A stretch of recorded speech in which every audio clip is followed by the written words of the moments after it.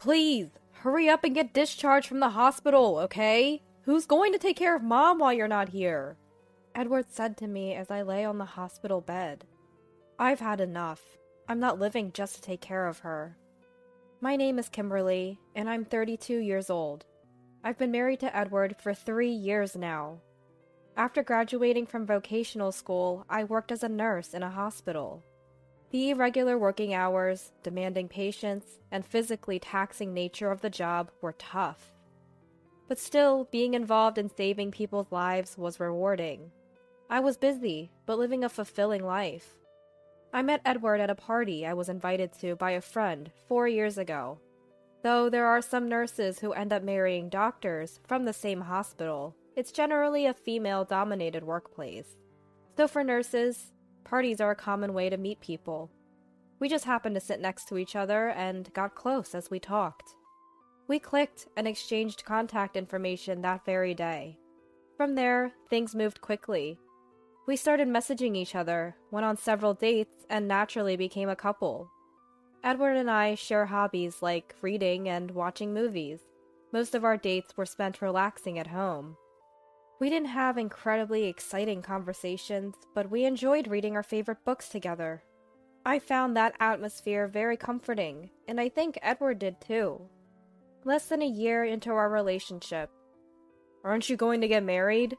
he proposed. The setting was Edward's house, after we had dinner together. Sitting across from each other at the dining table, Edward unexpectedly popped the question. I was so happy with the casual way he asked, and I knew that if I was going to get married, it had to be with him. I would be honored. So I said. Once we were finally engaged, we decided to have a family meeting. Edward and I had another thing in common besides our hobbies. Both of us had only one parent. My parents divorced when I was little. I never really knew the details of why my mom divorced, but despite being a woman alone, she raised me until I became an adult. I'm forever grateful to my mom. However, the small sense of inferiority from not having a father always lingered in my heart. Perhaps that was one reason I decided to marry Edward. I deeply longed for a family where nothing was missing. When I told my mom about getting married, she was overjoyed. Edward's parents had also divorced when he was in middle school. The first time I met my mother-in-law, Sabrina, I was quite nervous, but she warmly said, "You're Kimberly, right? Please take care of Edward." Sabrina easily accepted our relationship. Above all, she seemed genuinely kind, which put me at ease. I felt so happy and reassured. I thought I was one step closer to my dream family.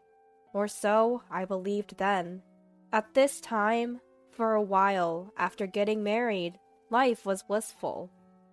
I continued working after marriage, and our life felt just like before when we practically lived together. Edward and I enjoyed our calm and comforting routine. We mostly relaxed at home during weekends, occasionally going out shopping. Our pace was unhurried, almost old-fashioned. I imagined once we had kids, this would change, but for now, we enjoyed our laid-back life together. However, 2 years into our marriage, Edward approached me with something. "The thing is, my mom has always had back issues, but they've gotten significantly worse lately. Living alone seems to be getting tough for her. She's expressing a desire to live with us." "She wants to live with us? Sabrina does?" "Yeah, she says it's hard even to go to the hospital alone." "But I work during the day, and sometimes I have night shifts. Even if she moves in, wouldn't her situation remain pretty much unchanged?" "That's why I wanted to discuss something with you." Edward hesitated before continuing. "Could you consider quitting your job?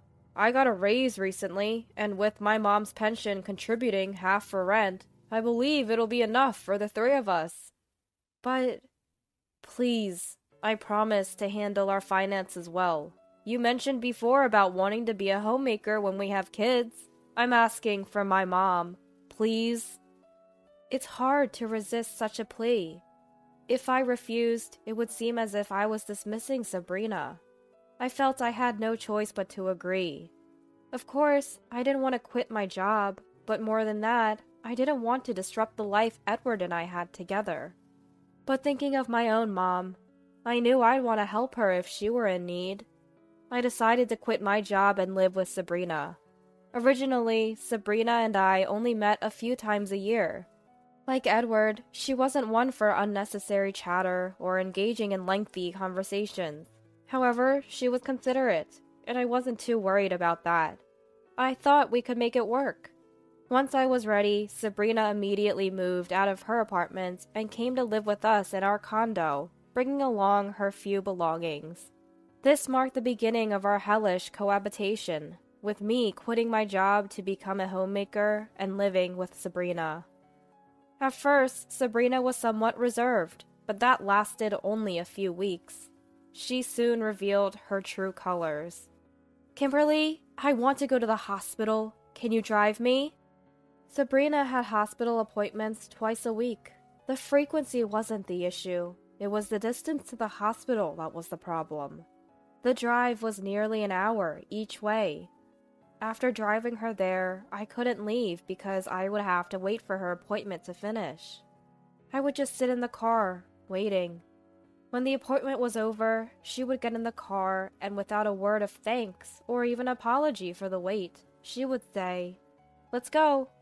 Not a single word to thank you for keeping me waiting. She sat in the back seat like she was some company executive or a congressperson. When did I become Sabrina's personal staff, her private driver? And that's not all. She even complained about the music I played in the car. "The music you play is barbaric. It's driving me crazy. What is this? It's unbearable. Turn it off right now. I brought a CD today, so play this instead." And out comes a top 10 oldies CD. I'm fully aware that there are good oldies songs, but listening to them on repeat was driving me insane. After the 2-hour round trip, by the time we got home, it was already evening. Without a break, I had to start preparing dinner, cleaning the bathroom, and folding the laundry. All the while, Sabrina, claiming back pain as an excuse, didn't lift a finger to help. Instead, she would be in her room, watching TV and laughing out loud. Edward had been promoted, which was great, but it also meant more work and responsibility for him, and he often had to work late. This meant that most dinners were just Sabrina and me.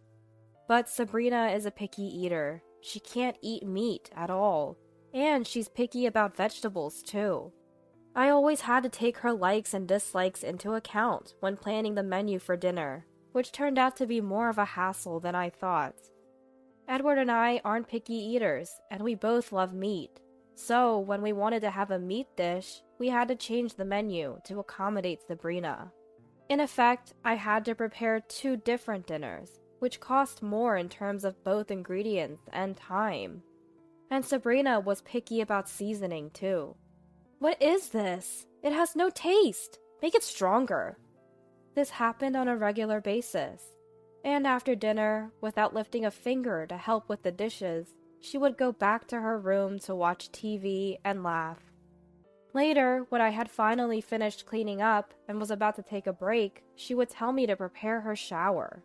She could have done that herself, I thought, as I went to prepare her shower. And sometimes, from the shower room, I would hear, "Kimberly? Kimberly!" Rushing over, thinking something was wrong, she would say, "What's this? The water is lukewarm. Are you trying to freeze me to death?" I've never heard of anyone freezing to death in a shower room. How inconsiderate! While listening to Sabrina's yelling, a sharp pain shot through my stomach. Is this the relationship between a daughter-in-law and Sabrina? I thought about consulting Edward, asking him to do something about it, but... "Sorry, but please bear with it. Mom must be stressed out and wants to vent," he said, brushing off my concerns and doing nothing to help. Recently, the thought of divorce had crossed my mind more and more. But since I quit my job, I don't have my own bank account. I have no money to spend freely, and the anxiety of not finding a job right away after divorcing made it difficult to make up my mind. The harassment from Sabrina got worse day by day. If the car shook even a little, "Drive more gently, it's dangerous." If I accidentally served something Sabrina didn't like, "Are you embarrassing me on purpose because you know I can't eat this? Make it again. If you don't have the ingredients, go buy them." Reluctantly, I went to the supermarket, bought new ingredients, and made the meal again, only for her to say, "This is disgusting. I can't eat it." And with that, she would take the plate straight to the kitchen and deliberately throw away the food I made. Each time she did that, a sharp pain would shoot through my stomach. By this point, just seeing Sabrina's face would make my stomach hurt. Even if I consulted Edward, his response was always the same. He just kept telling me to bear with it. In the end, Edward cared more about his mom than his wife. Honestly, I was becoming just as intolerant of Edward's attitude as I was of Sabrina's. The holidays we used to spend leisurely together were now spent with Edward locking himself in his room and Sabrina locking herself in hers, leaving me alone in the living room, busy with housework. I miss the days when it was just Edward and me. Now those peaceful times are gone. What did I get married for? And then one day, my body reached its limit. One morning, after seeing Edward off, I stood in the kitchen to prepare Sabrina's breakfast when a pain I had never felt before attacked me. Being a former medical professional, I knew immediately that something was wrong. Bearing the unbearable pain, I called an ambulance myself. Sabrina just looked on with disinterest. The doctor diagnosed me with stress-induced gastric ulcer. No wonder it hurt. Apparently, I need to be hospitalized for about 2 weeks. When I called my mom, she came right away, even though she was far away. Seeing my mom for the first time in a while, tears overflowed. I told her everything. About Edward, about Sabrina. She just listened kindly, and my heart felt much lighter. In the end, Edward and Sabrina didn't even come to the hospital that day. Only my mom stayed by my side. The next day at noon, Edward finally showed up. What showed on his face was not concern for me, but rather fatigue. The first words out of his mouth were, "When can you be discharged?" Is that really the first thing you're going to ask? I was terribly disappointed. I couldn't forget the life we had before Sabrina came, and it seems I still had expectations for Edward. But with Edward's words, my last glimmer of hope was extinguished. Edward continued, "Please, just get discharged soon. Is it really necessary to be hospitalized for just an ulcer? It's an overreaction. Who's going to handle the housework and take care of Mom while you're gone?" As Edward rapidly spoke, I felt my heart growing cold. He said what he wanted, then promptly left. Once I'm discharged, it's back to that life, isn't it? The thought made my stomach hurt again. With Edward gone and alone in my hospital room, my resolution strengthened. 2 weeks later, my condition was stable, and I was ready to be discharged. During my stay, Mom visited several times, kindly taking care of my needs. Edward only came twice, asking each time, "When are you getting out?" That was all he seemed to care about. His attitude made me wish he wouldn't visit anymore. At least he came to pick me up on the day of my discharge. In Edward's car, I returned home for the first time in a while. "Kimberly, I'm counting on you again. Take it easy since you just got out." "For what?" "You know, house chores and looking after Mom." "Right." Once we arrived home, Sabrina was waiting as if she expected us. "You're finally back? While you were gone, Edward took care of everything, so you better show some gratitude. You'll have to work a lot to make up for your rest." There was no hint of concern for my health in Sabrina's demeanor. On the contrary, I could clearly see her intent to make my life even more miserable than before. "That's right. After all, you didn't need to be hospitalized for just an ulcer. You've had enough rest, so you better get back to work." Edward looked just as sinister. Neither of them had any intention of celebrating my discharge. Moreover, they didn't even care about why my ulcer had become so severe in the first place. Soon, I was back to my old routine, driving Sabrina around, preparing meals, cleaning the bath, doing the laundry, and enduring Sabrina's torment. In no time, I was back in the depths of this hell, but I didn't let Sabrina's antics bother me as much. Unbeknownst to them, I had been secretly planning something during this time. And just when my plans were about to come to fruition, another incident occurred. Sabrina fell at home and had to be rushed to the hospital. The doctor said, "She's not in a life-threatening condition, but she injured her chronic back condition when she fell. She likely won't be able to walk on her own again. Please prepare for a life in a wheelchair." That's what he said. Sabrina was going to be hospitalized for a while. Edward and I silently returned home. Sitting across from each other at the table, Edward began. "You understand, right? Mom's become dependent. She'll need help with meals, bathing, and possibly even sleeping. I'm counting on you to care for her." I had anticipated Edward saying something like this. I wasn't surprised, nor was I disappointed anymore. I replied calmly, "I'm sorry, but I have no intention of taking care of Sabrina." "What are you saying? If you don't do it, who will? It's your responsibility." "No, I've had enough of taking care of her." Edward was determined to push the caregiving responsibility onto me. My answer took him by surprise initially, but gradually his expression turned to anger. He yelled at me, "If you really hate it that much, it's divorce! Divorce! Get out! What are you going to do? Choose between caregiving and divorce." I nodded strongly, as if I had been waiting for him to say that. "All right then, divorce it is." "What did you just say? Are you serious? You have no money, no job, and no house. What are you going to do when you leave here, huh? What are you going to do? Tell me." Edward was still acting all high and mighty, but I could tell that deep down, he was truly shocked. "Well, that's tough, but it's better than being here. So will you sign this for me?" With that, I handed Edward the divorce papers, which I had already signed. "Whoa, wait a minute. Are you really going to go through with a divorce? Don't act tough. Where are you going to go?" "Anywhere is fine.